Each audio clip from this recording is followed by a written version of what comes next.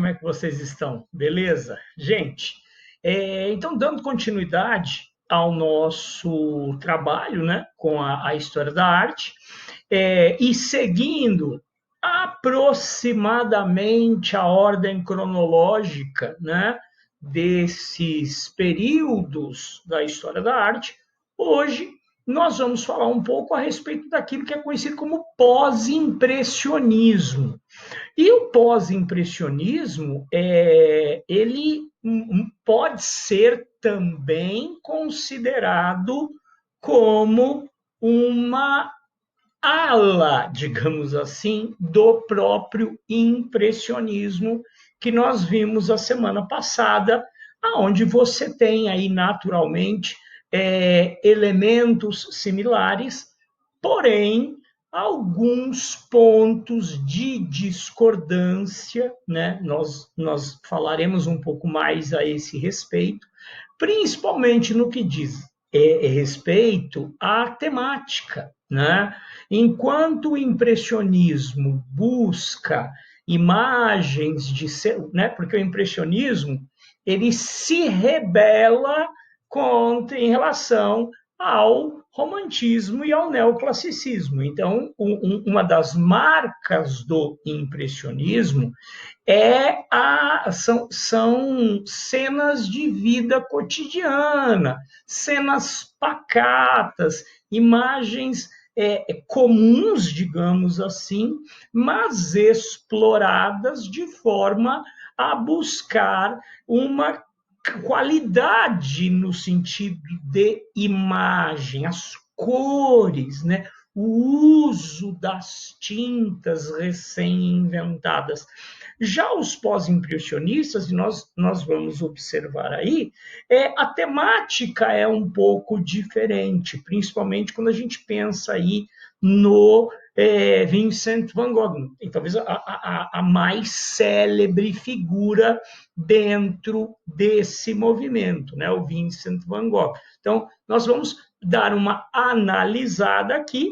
Aqui vocês têm uma clássica imagem de Georges Seurat, né? Que é um barco sobre o rio Sena, né? Então, nós temos aí a imagem. Notem a característica, né? O trabalho com o pontilhado, né? Vocês percebem aqui essa característica em que ele parece metralhar a tela com curtas pinceladas, aonde ele combina cores, produzindo esse efeito que nos pode lembrar a ideia dos pixels, né? Da fotografia digital, quando excessivamente ampliada, né? Então, está aí o Georges Seurat, que é um dos grandes expoentes dessa corrente, o chamado pós-impressionismo, e que terá seu auge na fase final do século ali de 1870 até os idos de 1907, quando estreiam as primeiras obras cubistas, tá, pessoal? Mas então podem perceber que o pós-impressionismo convive com o impressionismo. E em muitas ocasiões, os artistas impressionistas e pós-impressionistas, eles participavam de exposições aonde, em tese, era tudo impressionismo. É só lá em 1910, né, que um crítico inglês, um crítico de arte inglês, irá cunhar essa expressão pós-impressionismo. Tá? Então, não existe aí uma ruptura, por assim dizer, como podemos observar em relação a quando pensamos no impressionismo e no romantismo e neoclássico, né? Romantismo e neoclássico de um lado, impressionismo do outro. Não tem como você confundir os dois. Com certeza havia uma grande rivalidade entre aqueles artistas. Aqui não, aqui nós temos uma coexistência pacífica entre os artistas, porque, pelo menos num primeiro momento, o pós-impressionismo lembra o quê? Uma variação do estilo impressionista. Pessoal, lembrando que nós vamos ter que fazer uma aula falando a respeito da chamada Belle Époque, né? Nós temos que falar um pouco dessa arte que caracteriza esse mundo otimista do pré-Primeira Guerra Mundial, que está acontecendo aqui. Nós teremos aí figuras como Toulouse-Lautrec, que é um grande pintor impressionista, mas que também será um grande produtor de cartazes, um grande produtor de propaganda de atrações artísticas da noite francesa, né? Um grande frequentador do Moulin Rouge, né? Um grande frequentador da night parisiense, né? Então, nós vamos observar aí que ele também, né? Que o Toulouse-Lautrec, ele está também envolvido com a produção dessa arte típica da Belle Époque, né? Sobre a qual falaremos posteriormente. Quanto às características básicas, então, período véspera ali, fase final do século XIX, iniciozinho do século XX. Então, nós estamos vivendo uma época de grandes transformações tecnológicas, nós estamos vivendo uma época de revolução tecnológica muito intensa, de muita modernização, por um lado, fruto da segunda Revolução Industrial, e, por outro lado, nós temos que lembrar aí que nós estamos vivendo um período sombrio na medida em que estamos às vésperas da Primeira Guerra Mundial, né? Então, essa paz, essas belas imagens aí apresentadas tenderão a sofrer um problema sério aí, né? Porque em 1914 o mundo vai virar do avesso. Então, esse também é o período conhecido como período da paz armada, né? Que é o equivalente à Guerra Fria, só que no final do século XIX, iniciozinho do século XX, tá? Então, se vocês...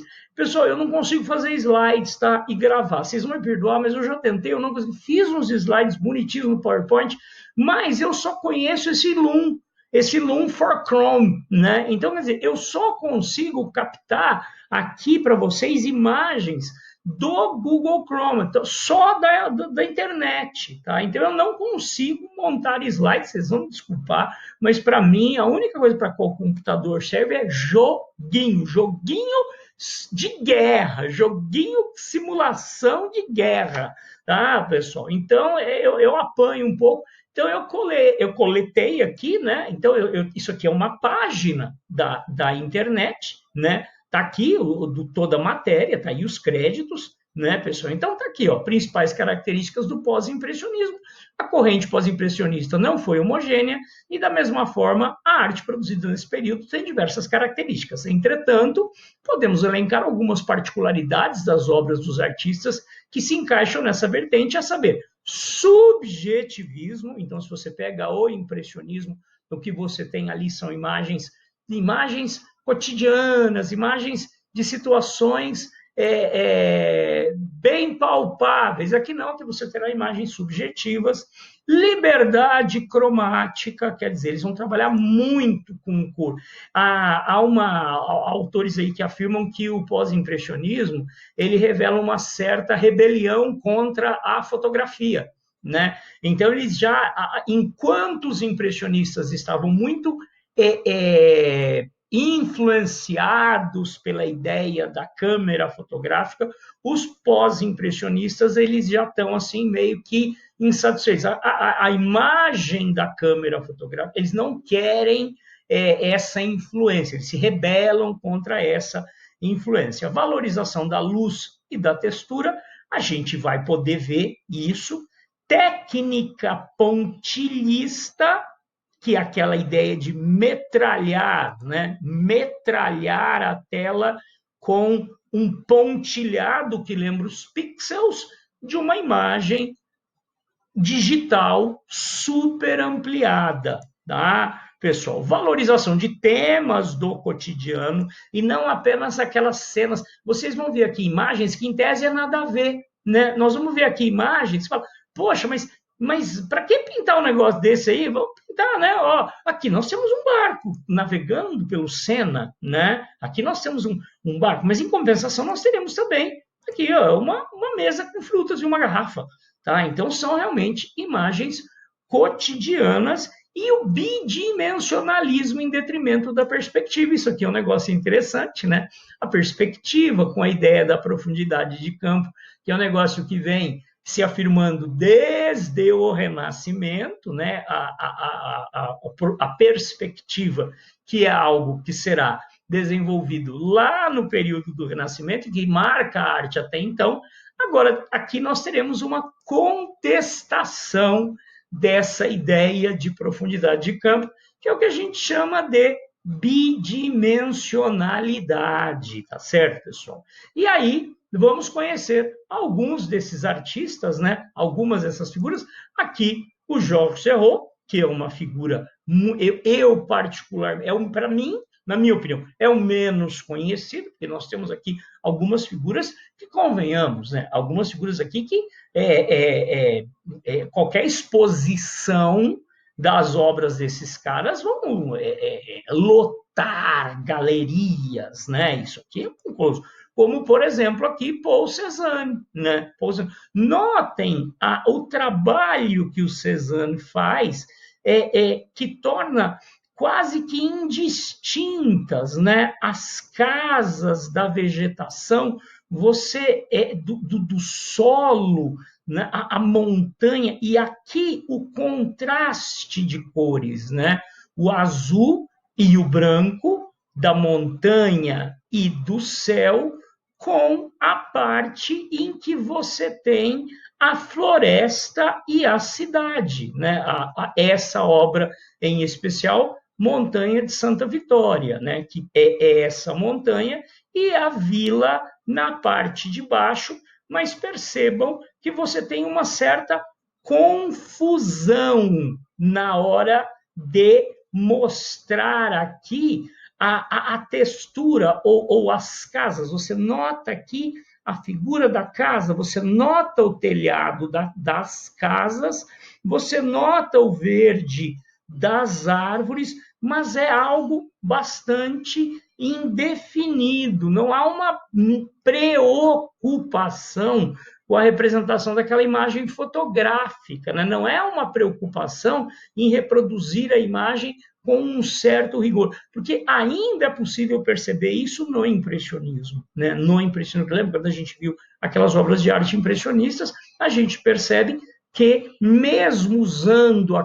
as técnicas que eles utilizavam, você ainda percebia de forma mais clara esses detalhes, né? Que aqui já não são assim tão perceptíveis. Aqui, uma obra muito clássica, né? Uma obra absurdamente clássica, né? Você tem frutas sobre a mesa, eles normalmente chamam isso aqui de naturezas mortas, tá? Natureza morta. Eu não sei por que natureza morta, tudo bem, não tem nenhum bicho vivo aqui em cima, mas você tem o quê? Cesta de frutas, prato com isso me parecem pãezinhos, tá? Frutas aqui que lembram maçãs ou pêssegos, né, pessoal? Maçãs e pêssegos, e uma garrafa, sendo França, né? Porque é um movimento muito centrado na França. Nós temos o Vincent van Gogh, que não é francês, mas que viveu na França uma boa parte de sua vida. Então está aqui uma natureza morta de Paul Cézanne, um dos mais importantes artistas desse período. Tá? Então aqui nós temos duas obras de Cézanne, a Montanha de Santa Vitória e essa natureza morta com frutas, pães e uma garrafa sobre a mesa. Outro artista que vai ficar muito famoso, pessoal, que eu estava vendo um filme sobre a vida dele, mas eu não vi o filme inteiro, né? É o Paul Gauguin. Paul Gauguin ele realiza uma longa viagem pelo Haiti, desculpa, pelo Haiti, coitado, pelo Tahiti, ele viaja pelo Pacífico, e muitas de suas obras são reproduções da comunidade tahitiana, né? Então, olha o trabalho dele com a cor, né? O verde do mar, que não é necessariamente o verde que nós estamos acostumados a ver nas águas do mar, e aqui os habitantes fazendo um trabalho mexendo com a palha, né? Mexendo com fibra vegetal, então provavelmente aí trabalhando num determinado artesanato, mas nota-se as carinhas meio que, né? Oh, o que você está fazendo aí, cara? Por que você está me olhando aí, tá, pessoal? Então, é uma obra clássica de Paul Gauguin, tá? O contraste das cores, o amarelo, né? Na areia da praia, a cor, a tez morena dos habitantes do Haiti e o verde do mar.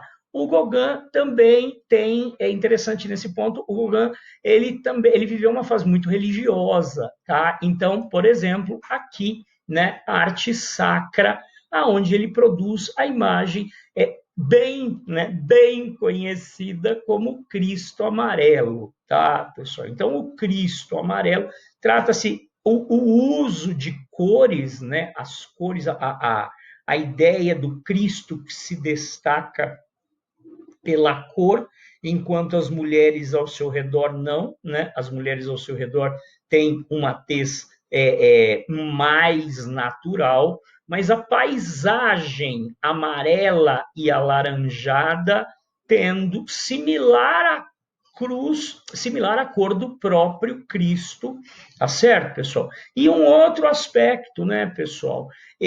O artista traz a imagem de Cristo para o ambiente tipicamente francês do século XIX. Então, essas mulheres usando roupas tipicamente roupas típicas de camponesas francesas, aqui um muro, aqui as árvores, aqui as casinhas, mas não há uma preocupação de mostrar Cristo enquadrado em seu período, tá? Não há nem mesmo a preocupação de apresentar a presença aqui de soldados romanos. Deixa eu tirar isso aqui, tá, pessoal? Então, a imagem de Cristo crucificado, mas enquadrado em um ambiente contemporâneo ao do autor, e o destaque para o uso da cor, né?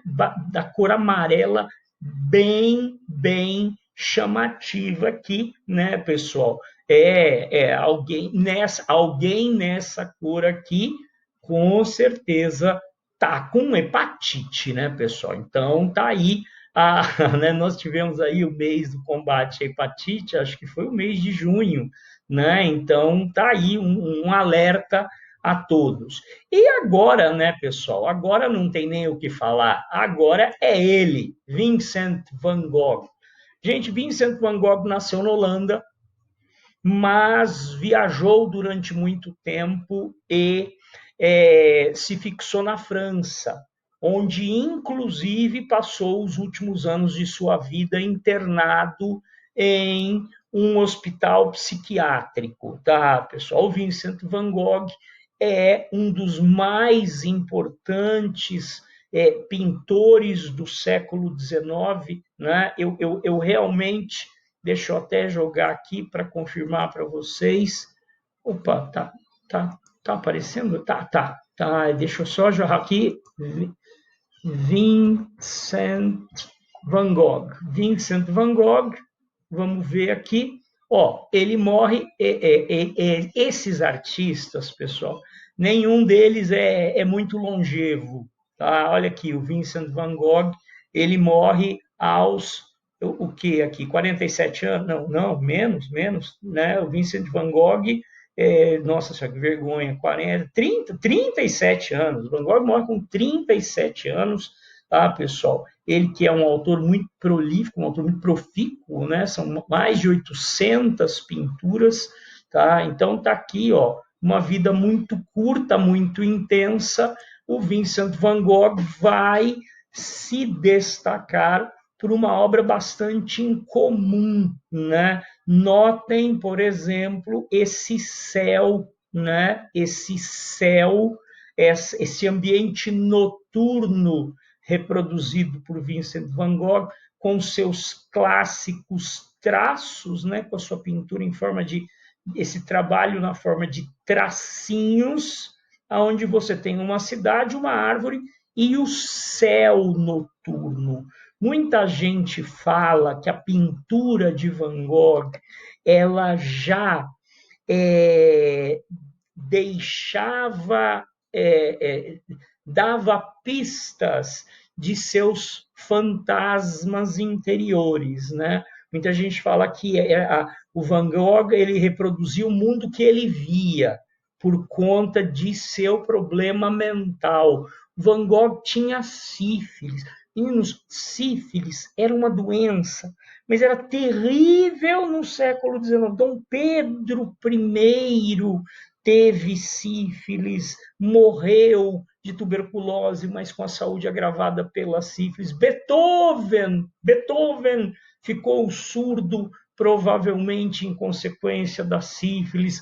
Van Gogh enlouqueceu em consequência da sífilis. Então, se a gente for olhar os grandes literatos, os grandes poetas românticos, era sífilis e tuberculose para tudo que é lado.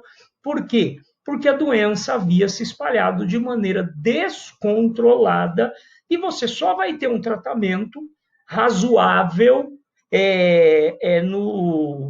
a partir da década de 1940. E olha, pessoal, o pior é que nós temos aqui no Brasil um jogador. Foi feito um filme sobre a vida dele, Heleno. Eu não me lembro se. Era Heleno. Tá? Joga aí, jogador Botafogo, jogador Heleno. Tá? O filme dele é com esse artista brasileiro aí que fez o Xerxes, né? Aí agora fudeu, agora eu esqueci, né? Esse artista brasileiro famoso aí que já fez vários filmes nos Estados Unidos interpreta esse jogador do Botafogo que era um craque, que era um grande jogador, mas que acabou morrendo na miséria, internado no manicômio e sua carreira declina em consequência da sífilis. Tinha tratamento? Tinha. Falaram para o cara que o tratamento broxava o homem. Tá? Então, ele não aceitou se tratar, ele não aceitou tomar os antibióticos, porque havia um rumor aí de que os antibióticos causavam, no caso, né, não sabia nem o que era antibiótico, o cara provavelmente nem sabia o que era antibiótico, ele ouviu falar que aqueles remédios deixavam o cara broxa e, portanto, ele não os tomou.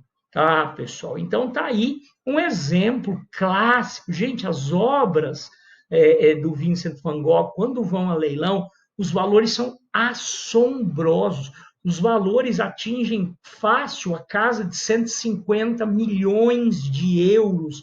Para a gente ter uma ideia, ele, ao longo de sua vida, o Van Gogh levou uma vida miserável, aonde nós sabemos que muitas vezes por trás de uma obra do Van Gogh tem outra, porque ele não tinha dinheiro para comprar uma tela, então ele reaproveitava telas velhas.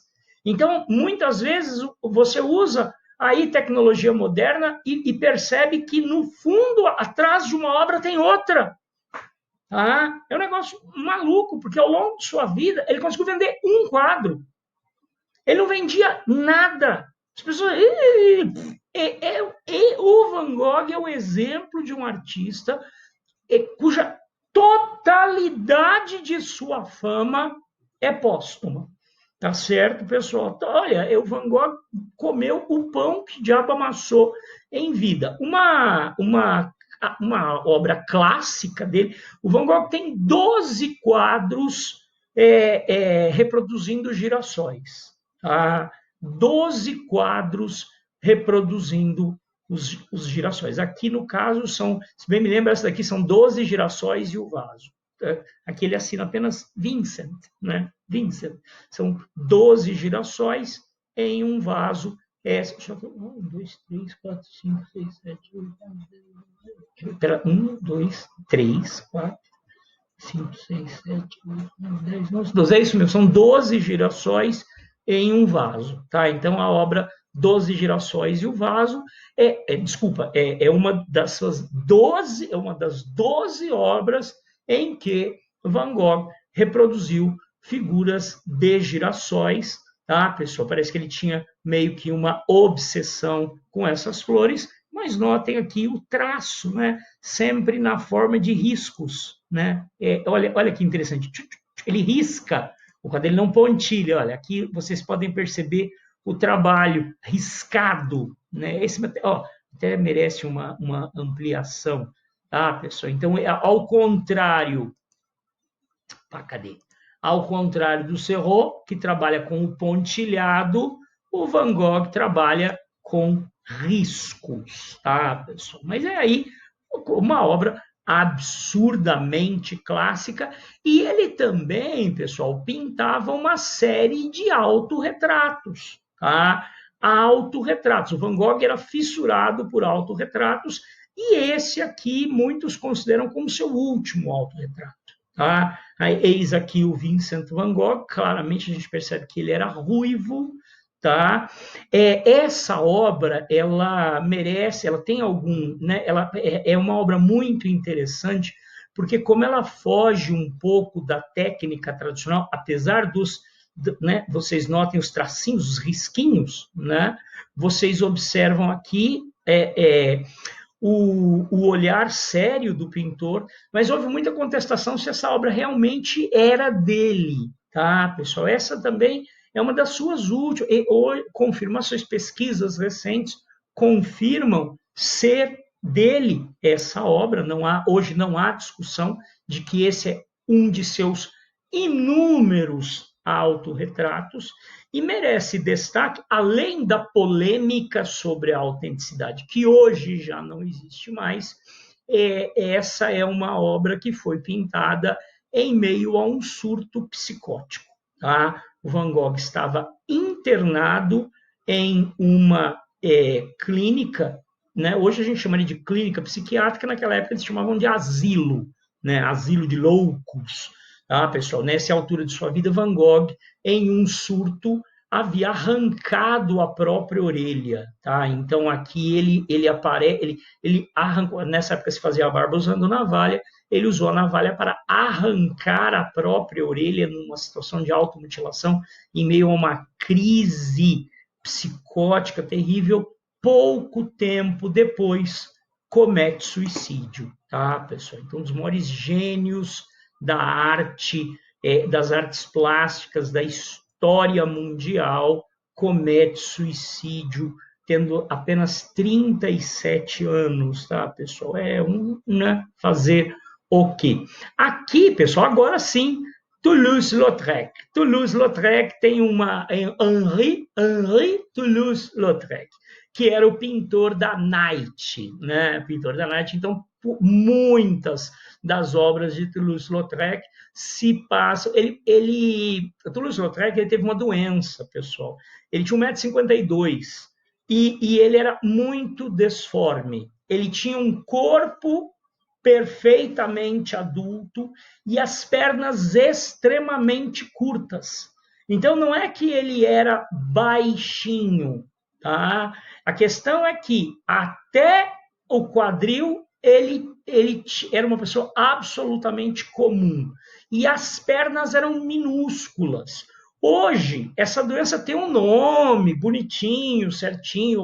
Os pais eram primos, a família dele tinha muita dessa coisa da consanguinidade. Isso, claro que cobra um preço, tá? Então, o Toulouse-Lautrec, que tinha essa característica física, né, e provavelmente isso marcava demais a sua vida, foi um grande pintor da noite parisiense, ele que não saía da balada, né? Então ele produz tanto cenas de apresentações artísticas lá na área do Moulin Rouge, em Paris, quanto cartazes de propaganda para as casas de show na região. Toulouse-Lautrec, ele morreu muito jovem, morreu com 36 anos, ele que tinha sífilis e contraiu tuberculose. Parabéns, era a combinação típica daquele período, é o famoso morre mesmo, tá, pessoal? Então tá aqui Toulouse-Lautrec, tá? Que tem um pé também na Belle Époque, né? Aqui na área da escultura, a gente não tem o que falar, essa é uma das mais célebres esculturas da história, é Auguste Rodin, tá? Uma escultura em bronze chamada O Pensador, tá? O Pensador. Essa é uma das obras mais famosas do século XIX para XX. Não, gente, essa é uma das mais famosas esculturas da história, tá? Ele fazia o molde e ele estabelecia um limite para o uso desse molde. Então, se não me engano, foram fundidas 12 dessas, se não me engano, mas não é só uma obra O Pensador que você tem, não é aquela coisa exclusivíssima como a obra de Michelangelo, não. Você funde essas obras, mas há um limite máximo permitido, acho que são 12. O Auguste Rodin é o mais famoso escultor de seu período e produz algumas das obras mais famosas da história. Escultura igual a esta aqui, raramente a gente vê, tá? Famosa desse jeito. O Pensador, né? Uma coisa triste é que o Auguste Rodin, ele namorou por um tempo uma outra artista, Camille Claudel. Camille Claudel tem um filme muito triste. Se vocês jogarem lá, Camille Claudel, o filme, vocês vão ver o filme. Eu não tive coragem de assistir, porque diz que o filme é muito triste. Ele tinha uma relação ruim, ele tinha uma relação complicada. A Camille Claudel, falam até que ele explorava ela, que boa parte da obra dele na verdade, tem a mão dela, mas ele não dava crédito. Essa obra aqui, A Valsa, é uma das obras mais famosas da Camille Claudel, que tinha problemas muito sérios na família. Gente, como ela era uma mulher liberada para os padrões da época, o irmão e a mãe, o pai a protegia, o pai acreditava na sua carreira de artista.